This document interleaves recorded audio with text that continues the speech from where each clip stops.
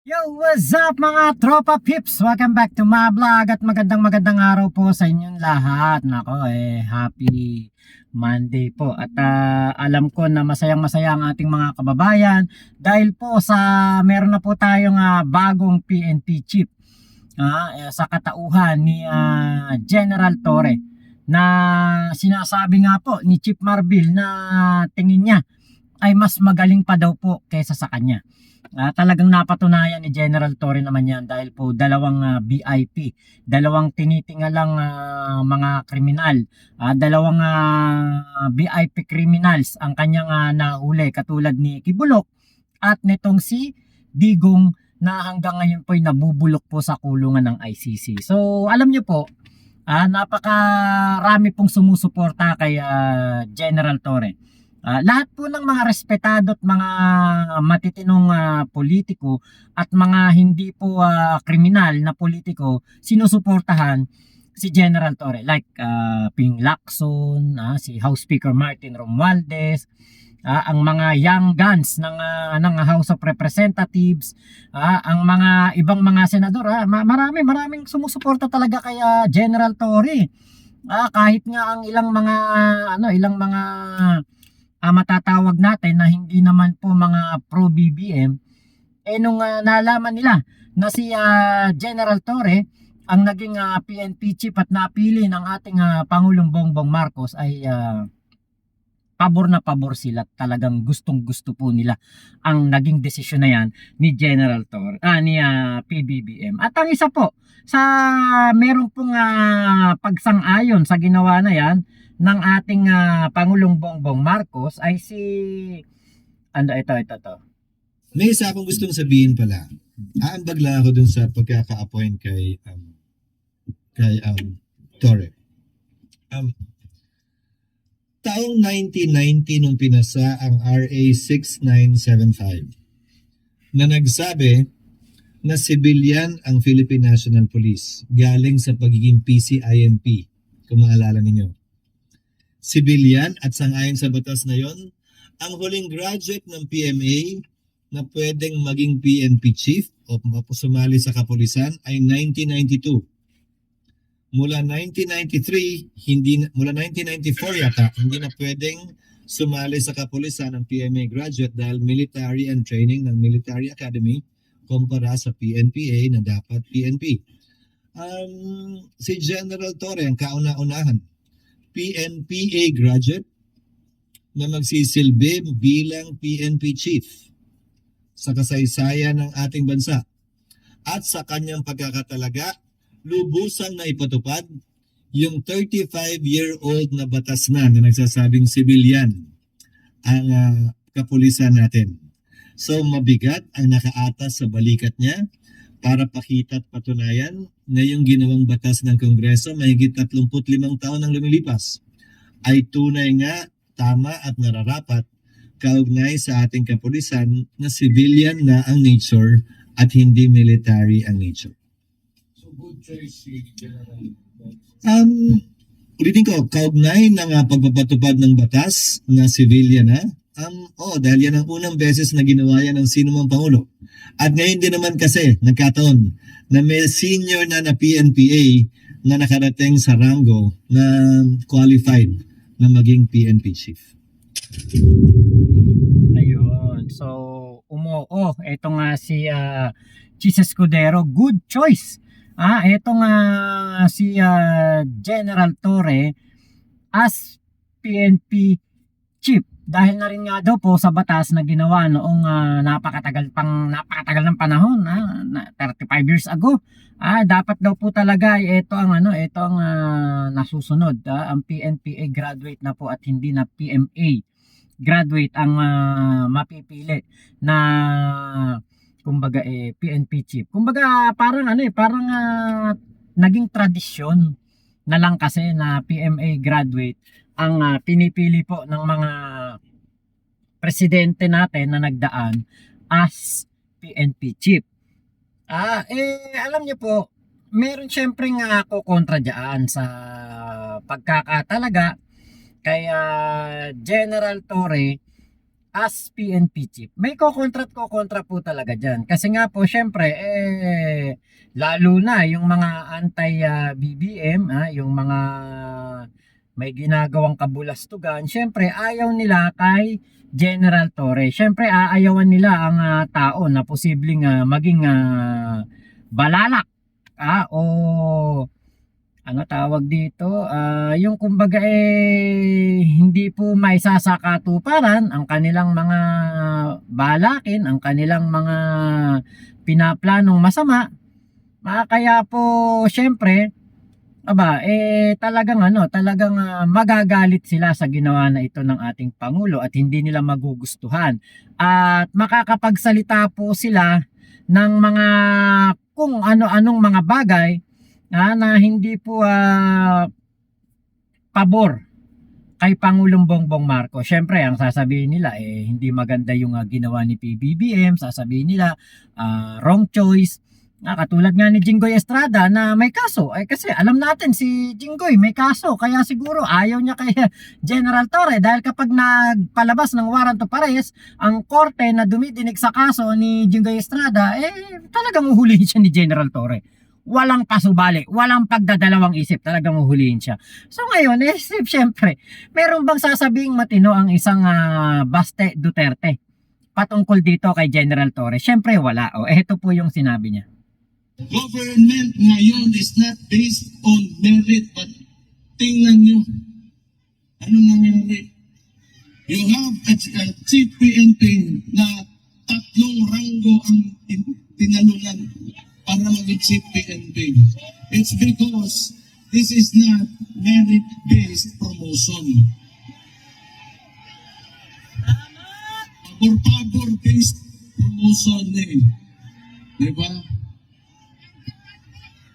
So, balik na ako dito, I have to face that. Kasi kung saan na po yung buhato na ng diwata, pusit. Diba nagbenta na ng Paris overload, sinali ng party list, naging kidnapper, naging chief PNP si diwata. Si Raulo. Pero alam niyo, tingin ko, pag magkuha yan ng neuro exam, yan makapasarbuang talaga yan. Nobody in the right mind would do what he did. Yung sinakay niya si PRT sa aeroplano because he is a police officer. He knows the due process. Kung nag-iisip talaga yun, kung masakto yung utak yan, paksak sa neuro yan. Sigurado ako. Along the way, may pakukang na sunod sa utok, ba? Magkakaon siguro, panos nga, pansit. Pero nobody in the right mind would do that. That's totally illegal, and you know the consequences of these actions are heavy, sa totoo lang. Diba? Baste Duterte. Nagbububunga nga noon sa Davao City. Suntukin daw niya si General Torre kapag nakita niya. Nagharap sila sa Senate hearing. Walang nagawa si Baste. Ngayon naman, bumabanat na naman. Mukha daw nakakain ng panis na pansit si General Torre. Wala daw sa tamang pag-iisip si General Torre. Babagsak daw sa neuro examination dahil nga daw po sa pagpapakulong kay Digong sa ICC. Imagine niyo po kung ano ang mga sinasabi nitong mayor ng Davao na ito. Magiging mayor ulit. Dahil nga ang tatay niya hindi naman makakaupot na bubulok doon sa ICC. Diba? Ngayon po, parang nakalimutan yata ni Baste Duterte ang isang bagay. Parang merong nakalimutan si Baste. Alam niyo po kung ano yung nakalimutan ni Baste? Ito may papakita ako sa inyong litrato. Kita ba? Kita niyo po ba? Okay, ano natin ng konti. Ayan. Ito si Bato de la Rosa. 1-star general lang yan. Nang gawing PNP chief ni Digong Baste. Parang ikaw parang ikaw ang mayroong gap sa memory. May memory gap ka na. Di mo ba naaalala? Si Bato talaga na PNP chief ay 1-star general. Ayan, 1-star general. At siya po, ito, ayon sa Rappler to. Ito, totoo naman talaga na si Bato ay 1-star general. Ito na. Okay, siya po ay naging ano lang. Naging chief ng Davao City. Police chief lang po siya ng Davao City from January 2012 to October 2013. Si Sara ang mayor noon. Oplan Tukhang ang kanila pong ginawa.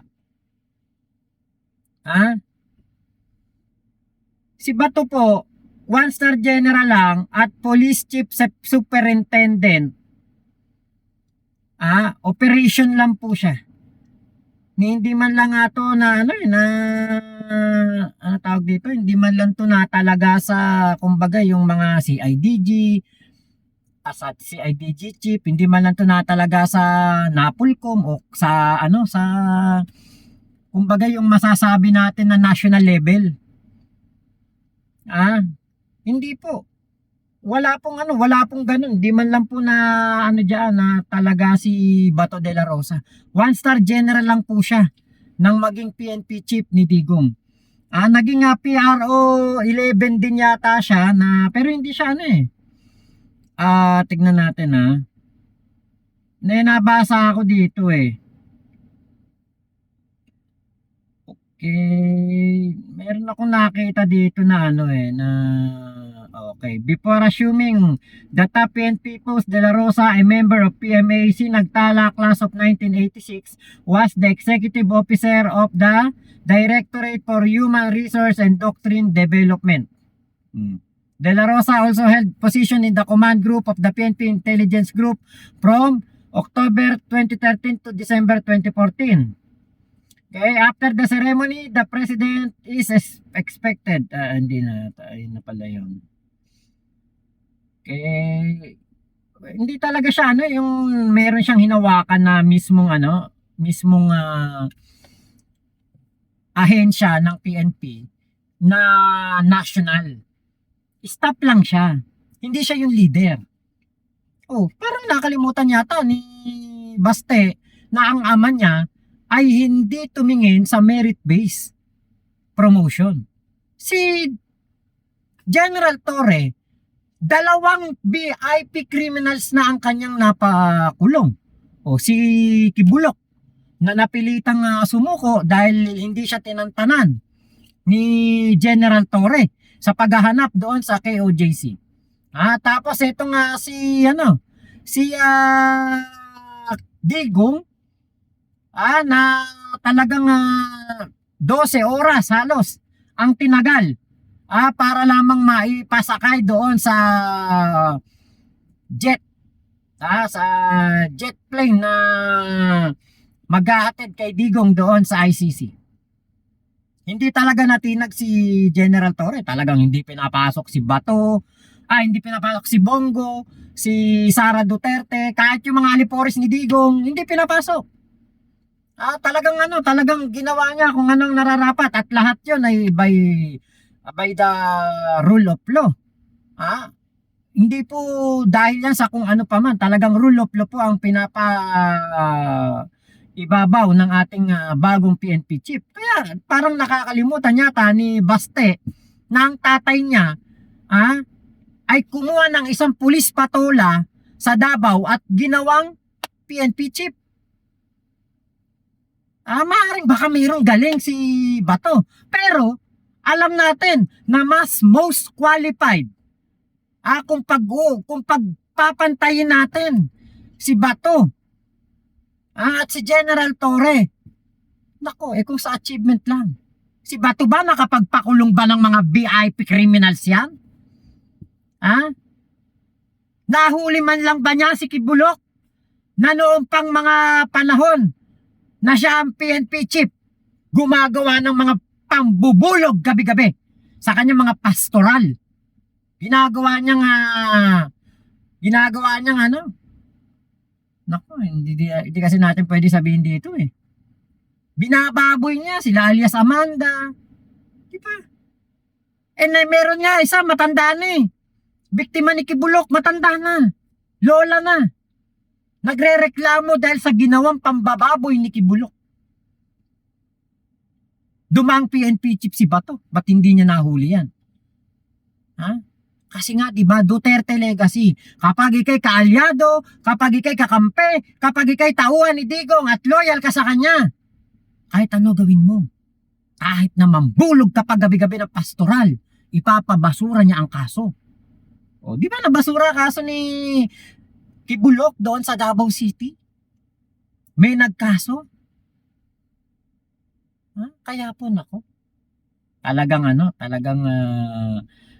si Baste yata ay meron po yatang sakit. Memory gap, nag-uulyanin. Bukang nag-uulyanin pa si Baste kaysa kay Digong. Hindi po yata naaalala ni Baste na ganyan po katarantado ang kanyang tatay na ginawa pong PNP chief ang isang wala namang napatunayan sa nasyonal. Diba? Babanat ng gano'n na sinasabihan pa ng buang, diwata daw, diba? Ihanda mo ang katawan mo, Baste Duterte, pag ikay nagkakaso dahil hindi ka makakaligtas kay General Torre. Si General Torre, walang kumpa-kumpadre dyan, walang tawag doon yung walang padri-padrino. Walang palakasan. Kaya nga siguro nagagalit kaya nga dismayado tong si pangalan nito, si Jinggoy. Kaya dismayado kay General Torre dahil nga naitalaga si General Torre as PNP chief ni PBBM. Si si Jinggoy yata gusto padrino. Padrino system. Palakasan sa krami. Meron nga akong nabalitaan yung isang senadora. May kaibigan niya daw to, tong gustong maging candidate din para maging PNP chief. Buti na lang talaga hindi pinili ni PBBM dahil kung hindi baka maging sakit lang ng ulo. Buti na lang talaga si General Torre ang naging PNP chief, di ba? Napakagaling ni General Torre para sabihan ng ganyan. Binababoy nila si General Torre dahil lamang sa ginawa niya ang tama't nararapat dito kay Digong at kay Kibulok. Diba? Kaya basta huwag kang gagawa ng masama habang si General Torre ang PNP chief dahil sigurado ko hindi ka tatantanan nito, huhulihin ka. So yun lamang po, maraming salamat sa pagsama nyo sa aking vlog na ito. Ingat po kayo. Nasan mang panig kayo ng mundo, Momo Chup Chup. Love you, love you. God bless us all, Pilipinas. God first.